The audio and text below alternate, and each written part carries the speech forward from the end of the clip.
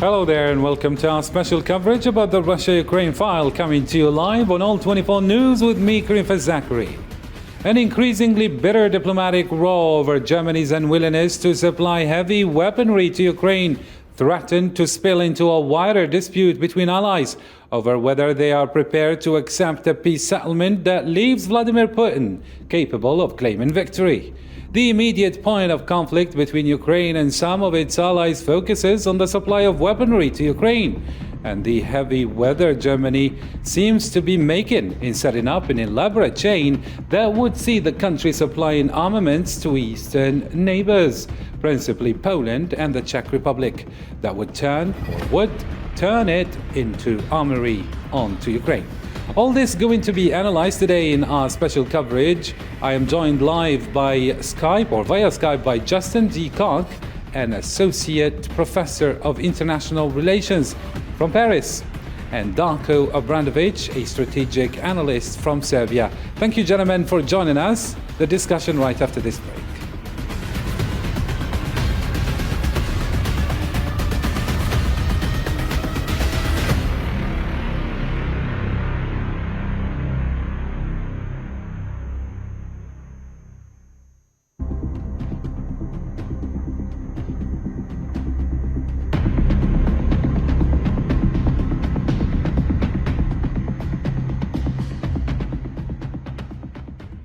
Let me share with you this latest info before we delve into discussion. Russian ministry stated that the situation in the Donbas region, southeastern Ukraine, has reached its most intense degree as Russian troops tighten their grip and reinforce their military advancement over the region.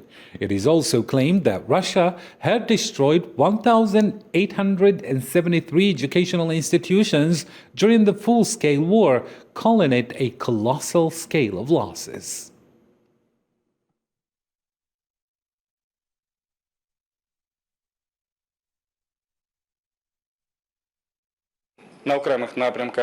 It's not a secret that Russian groups have indeed achieved temporary tactical success in some areas, but it's wrong to interpret these actions as the retreat of Ukrainian forces. In some areas, Ukrainian units are holding, maneuvering defense by moving aside and changing its positions where it's possible, and by engaging in a counter-offensive under favorable conditions. There are some territories and residential areas which can be moving from one hand to another. The situation is very dynamic there. Let me commence with you, Professor Justin D. Kirk. Western leaders are divided between those who think they can work with Vladimir Putin's Russia once the war is over, and those who think they cannot. The row is leading to disputes over the arming of Ukraine, the feasibility of enforcing a Russian oil import embargo, and whether Kiev will have to accept a further loss of territory at the end of the war as the price for peace. Meanwhile, the delivery of weapons could not be delayed for Ukraine, as they are in great need of weapons that will make it possible to hit the enemy from a long distance. Why the delay, though, Professor? What's your reading pertaining to this point? Well, thank you very much for having me today. Most welcome. I wouldn't read too much into it about the Germans' position and their reluctancy to potentially send more heavy weapons to Ukraine. The United States is obviously the major player here in the shipment of weapons, and they just passed a $40 billion package to supply not only Ukraine with heavy weapons, but also to resupply NATO's donors, the NATO member states that have been sending their weapons to Ukraine. The major, I think, issue here is that of donor fatigue, that the Czech Republic, for example, that's going to be sending half their ammunition, half their equipment, and half their tanks to Ukraine, are going to need to resupply. And they're going to have to do that very quickly, or they're going to be vulnerable. That is why in this $40 billion package that the United States just signed off on, they're going to be taking the lead in ensuring and reassuring their NATO allies that they're going to have the military equipment and means to continue to deter Russia into NATO space. So I wouldn't read too far into it at this point in time. The ultimate objective for NATO and the United States is to see Russia defeated on the battlefield. So I think we're very, very far away from any potentially negotiated settlements. And though I agree with the idea that if we get to a negotiated settlement, it needs to be a win-win situation. You can't, in the event that the Russians lose the war, which it doesn't seem exactly probable right now, to be all honest, but in the event that the course of the war went even more poorly for Russia, it would be important to prevent a treaty or some kind of settlement that was similar to that of the Treaty of Versailles, that was so devastating and crushing for Germany that this was one of the direct causes of World War II, which made it almost unpreventable. Thank you indeed. Yes, carry on. If you have a point, do you want to finish? Mr. Justin? Oh, yes. But I wouldn't worry about that too much right now. There's a long way to go. Zelensky has continuously refuted any settlement in exchange for territory. And he's made also allusions to the rise of Germany, the Third Reich, during the 1930s, when the European powers accepted territorial concessions for peace, which didn't work out. A major war has broken out in Ukraine, and the parties have been willing to go that distance to achieve their objectives. I don't see anyone relinquishing or making any major concessions because there's no mutually hurting stalemate at this time. There's nothing that forces the parties to make major concessions on either side. The Ukrainians are still optimistic. They're still holding their lines, though they have been slowly withdrawing. And the Russians have reconcentrated their efforts in the eastern, in some of the cities like Sobrodonetsk, in an attempt to make slow but progressive territorial gains. So there's a long way to go here before we get to negotiated settlement. Very nice indeed. Let me address you now, Mr. Darko Obradovic. I mean, as a strategic analyst, how do you see Kiev suffering serious losses due to the absence of long-range weaponry?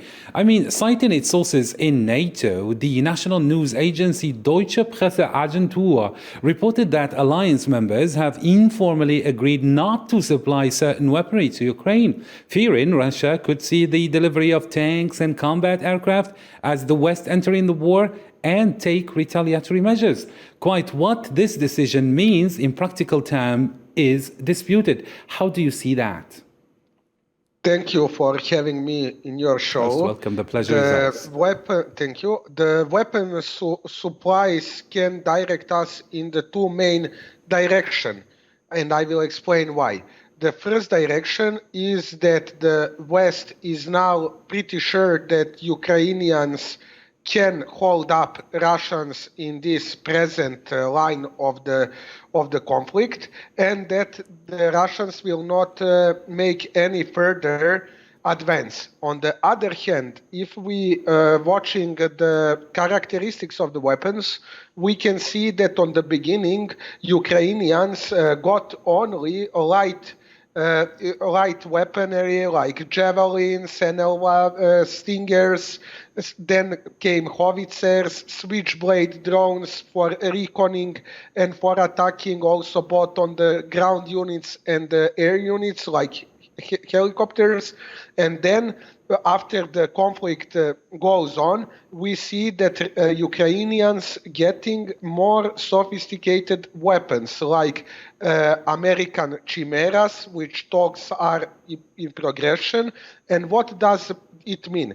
It means that very high sophisticated weapons, if it is delivered to Ukrainians, it is not delivered to be seized by the Russians, which means that the West is pretty sure that those kind of the sophisticated artillery ground-to-ground system can make pretty big difference because the range is 300 kilometers. In the perspective, this means that Americans and other allies are pretty sure that Russians will not take those weapons, and that means that their intelligence assessment tell us that Ukrainians are not in very bad position as it was seen in the beginning of the conflict. On the other hand, there is a questioning, are somebody who sending the arms part of the conflict, or it is not the part of the conflict. The Russian side several times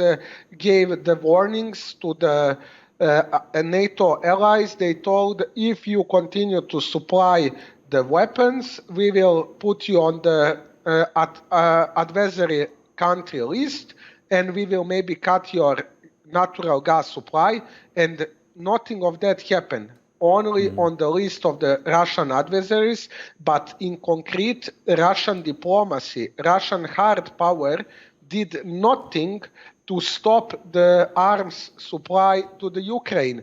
Nobody actually, I think nobody actually care in the Europe that what Russia means about it, because the European allies are invoking the chapter of the UN organization where they say the 51 article is actually the cause where they have the right to send the weapons.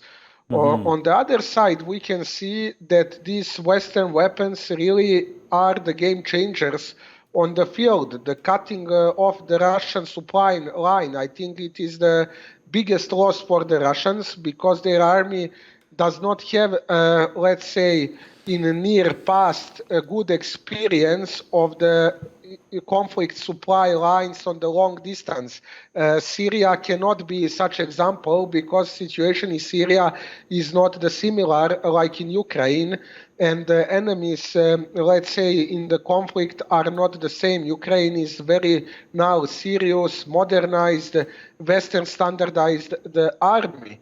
The key question will be, what will happen and how Russia will react if Ukraine starts to use this sophisticated weapon system on Russian territory. That can be There was also a U.S. interesting. sourced report, Mr. Darko Obradovic. There were also U.S. sourced reports that Israel had rejected a U.S. request to allow Germany to send Spike anti-tank missiles to Ukraine. Spike missiles, it's worth noting, are produced in Germany with Israeli technology under an Israeli license. Since the beginning of Russia's large-scale invasion of Ukraine in February, Israel has taken a neutral stance and refused to supply weapons to Ukraine. Doesn't this seem like there are parties benefiting from the war lingering on? I mean, even the Ukrainian President Volodymyr Zelensky accused the West of flirting with Russia just recently. How do you see that?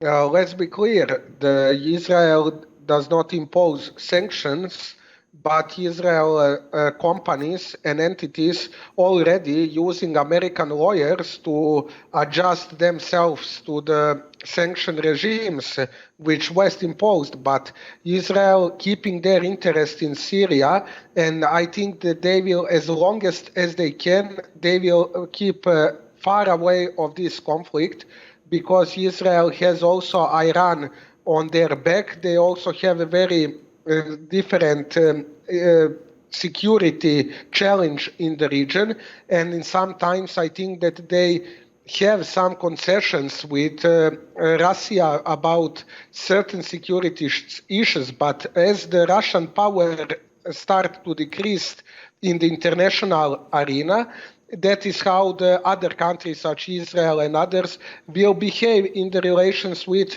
Russia. In this moment on the Europe, countries are pretty sure and they are very confident that Russia is on the opposite side of the security discourse and architecture of the Europe. They have very clear view about Russia, and the natural gas dilemma maybe will keep calm some things, but I do not expect that the weapons deliveries will stop. Even now we see that the West supplying more sophisticated weapon, which is indications that Ukrainian side are in the, let's say, better position than it was been on the beginning of the invasion. Very nice indeed. And speaking of gas, the group of 7 countries will phase out coal-based energy by 2030 and decarbonize their power sectors by 2035. The Ukrainian conflict has triggered a scramble among some countries to buy more non-Russian fossil fuels and burn coal to cut their reliance on Russian supplies, raising fears that the crisis could undermine efforts to fight climate change. G7 leaders have already agreed to ban or phase out imports of coal and oil from Russia. And meanwhile, countries including Germany and Italy are heavily reliant on Russia for natural gas supply. So, getting back to you, Mr. Justin D. Kirk, I mean, couldn't we find alternatives making Europe divided over Russian energy embargo? Well, it's always an extremely difficult question to manage because unlike collective security in NATO that concerns everyone, the energy question is typically one of national interest, as every European country has its own energy demands and needs.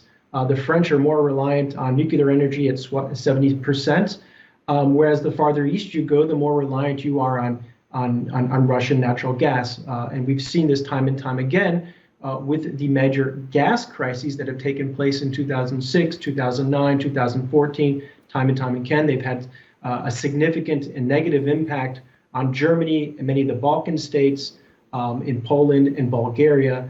And I think, after economic crisis and COVID, this major Ukrainian war, it's kind of a ripe moment to take a step in this direction to phase out coal, to find renewable resources, to become more energy independent instead of dependent, in order to serve one's national interest.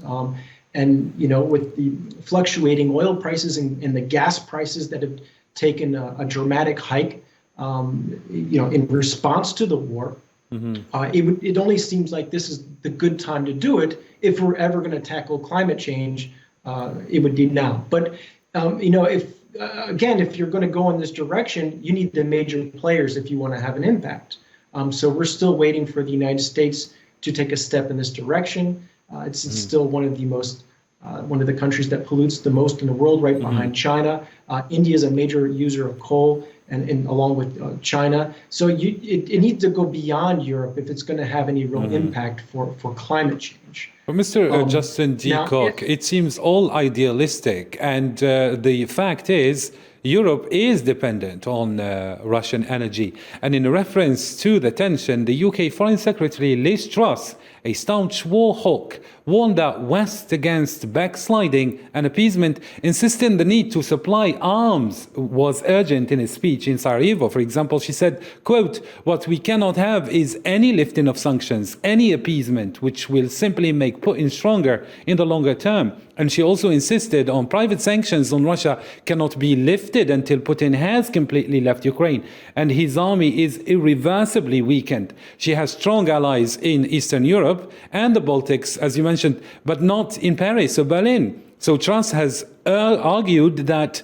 any backsliding would result in more prolonged and painful conflict. How likely is this, seeing Germany and Italy are heavily reliant on Russian natural gas supplies? Couldn't they find alternatives making Europe divided over Russian energy, that is?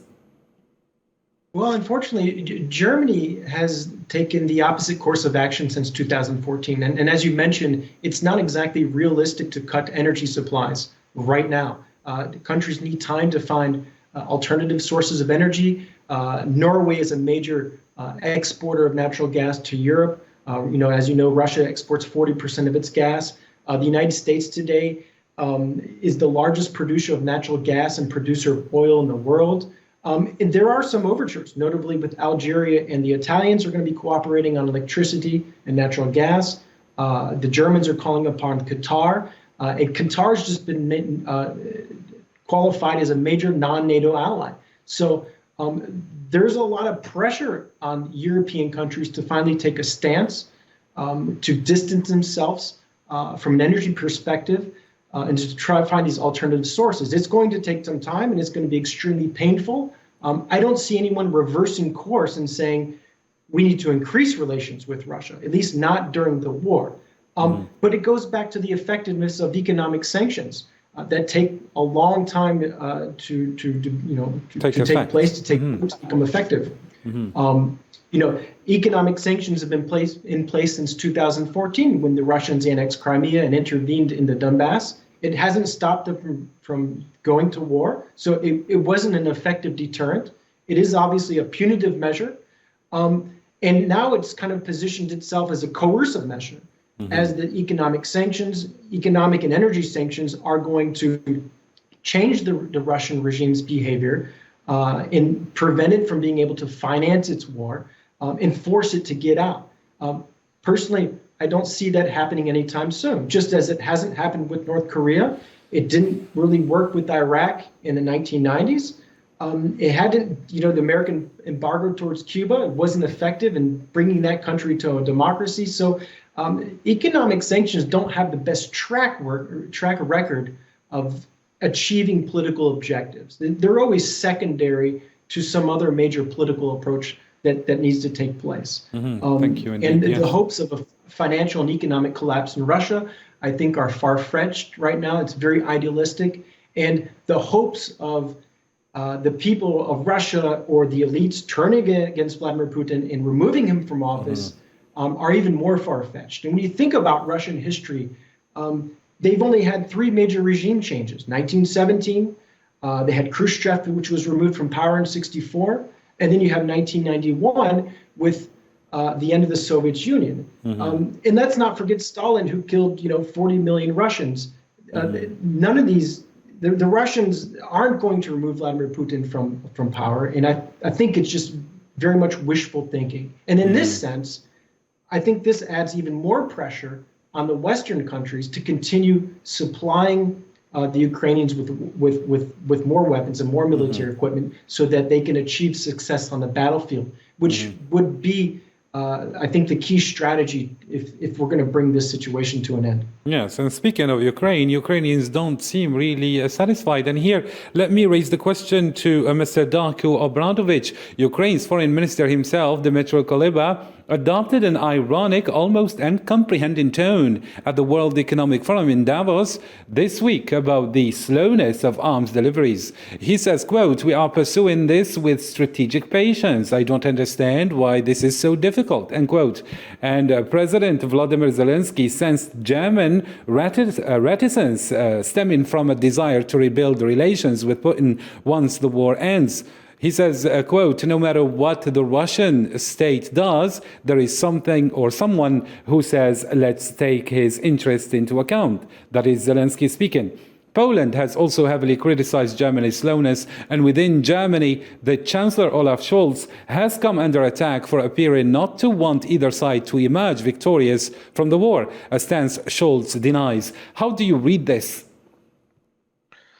German behavior is, let's say, it is a heritage of the Angela Merkel period, and I call it Merkelism. This is the certain way how you handle autocrats like Putin, in example, which is the neighbor of the European Union. And this kind of the approach can be very sufficient in the peacetime. But in the time of the almost nuclear war on our doorstep, those kind of the politics cannot be effective because Vladimir Putin already tested the Europe. First time with Georgia, second time with Crimea and Donbass, and third time he was pretty sure that the German relation with Russia and German political elite strategic approach will actually be the weak point of the European unique foreign policy response. At the contrary, what happens? It happens that the Nord Stream 2 was quitted. To remind you, not the Donald Trump, not the Mr. Biden, nobody of them can stop the Nord Stream 2, but the Russians, and with their invasion to Ukraine, actually stop it. The Germany, which didn't want to align themselves with the military budget for NATO members, now actually they determine 100 billion euros for the military purposes. This is very significant change of the German policy about German approach to the strategic security on the eastern flank. And if we start to think again, maybe the Germans with their, let's say, soft and economically oriented approach to Russia and China contributed some, let's say, estimations, but nobody can blame Germans for invasion on Ukraine. Actually, I think that without German soft policy to Russia or with this policy, the Vladimir Putin will in any case attack Ukraine, because he was very confident that the whole job will finish in the, let's say, 2 weeks, that the political power of Ukraine will be destroyed, that the Ukraine will enter of some kind of the, let's say, civil riots, but nothing of that happened. On the other hand, just for your viewers to see the comparison, a very important thing, the supply of foreign weapons supply to Ukraine is more than 40 billions, but whole Russian military budget by year is 65 billions. In the comparison, we can see that how Ukraine stands still, the bigger supplies are coming, which is in direct connection with the intelligence assessment. On the other hand, the gas crisis, everybody speaking about it, but we do not have so much understanding. And that is why we are coming again on your question when somebody said, can Germany be blamed? The Germany are the biggest gas consumer. Maybe Germany are late with the energy transition, but the whole Europe actually are in late to change this, to diversify the different energy balances should be established, but it doesn't happen because there is a lack of the strategic awareness and forecasting of the events. On the other hand, Ukraine is fighting for the global support, and the Ukrainian ambassador, when he speaks in the Berlin, he addressing not only to the Berlin, he addressing actually to the whole world, because they must gather as much as they can the support in the international relations, support in the economy, support in the security. In example, if we see what comes first for the Germany, and now we see that the Leopards tanks are coming. If we see that Czech Republic gave the half of their army stocks to the Ukraine, and that Germany will supply them again to renew it, then we see these critics are not very, let's say, deep in the understanding. It is only for the political use, but the Eastern Europe, by their historical thinking, they are more aware of the Russians, and they actually know that without the strong ties with the United States of America, without the membership in the NATO, they cannot rely only on the European Union, because their history, thinking in the politics, in the security, it is very fresh, all those things about Eastern. Very nice indeed. Let's just move to a very important point, since you mentioned the United States, which seems to have a lot on its plate. China and Russia vetoed a UN resolution on Thursday to tighten sanctions on North Korea after a slew of missile launches this year, marking a first serious division among the 5 veto-wielding permanent members of the UN's most powerful body. The other 13 council members all voted in favor of the resolution that was sponsored by the US and which proposed beginning banning tobacco and oil exports to North Korea. China and Russia told the Security Council after the vote that they oppose more sanctions, stressing that what's needed now is renewed dialogue between North Korea and the United States. Ambassador to the UN, Linda Thomas-Greenfield, described the veto as a disappointing day for the Council. It goes without saying that this is a disappointing day for this Council. The Council has refused to take action in response to the DPRK's unlawful launching of intercontinental ballistic missiles. I wish I could say I am surprised, We have been circulating a draft of this resolution for 9 weeks. In that time, the countries vetoing this resolution have refused to engage on the text despite our commitment to inclusivity and flexibility during consultations. Very briefly, Mr. Justin G. Kirk, don't you think that Russia and China criticizing the U.S. saying it needs to improve dialogue with North Korea rather than opt for more sanctions, and that these sanctions would lead to more negative effects and escalation of confrontation during the already tense world with Ukraine's war, has a hidden message here? How do you analyze it very briefly, and how do you see the new world order? Yes, well, as the ambassador just stated, it wasn't a surprise. They knew what the result would be before they held the vote. And I would concur to some extent that the United States needs to invest more in their diplomatic practices, invest more in negotiation, improving communication, military transparency, and engaging more effectively with China. So it's not just a North Korean question, as you've hinted at. It's one that deals with China and Russia. And Russia may be, to some extent, disappointed with China's response so far during the Ukrainian war in terms of the hopes that maybe they would have applied more pressure towards Taiwan to apply pressure on the United States, which really hasn't happened or materialized that way. So maybe this is China's way of, sending a shout out to Russia saying, okay, we can't support you on every issue, but we can work effectively together on certain issues, military exercises, economically, energy, and in terms of the North Korean question, we don't want to change the status quo. Further sanctions don't serve China's benefits, as they have a very special relationship with North Korea, their number one trading partner. So as long as North Korea is not acting up in the sense of escalating and creating a ripe moment for a war, the Chinese right now don't have any interest in going in taking the sanctions any farther right now. North Korea is an important buffer zone for the Chinese. Mr. Justin G. Kirk, I'm sorry we ran out of time. Thank you, Justin G. Kirk. Thank you, Dr. Darko Obradovic. We have come to the end of our show. Thank you for your thorough analysis. Thank you, dear viewers, for keeping it here on All 24 News. Bye for now.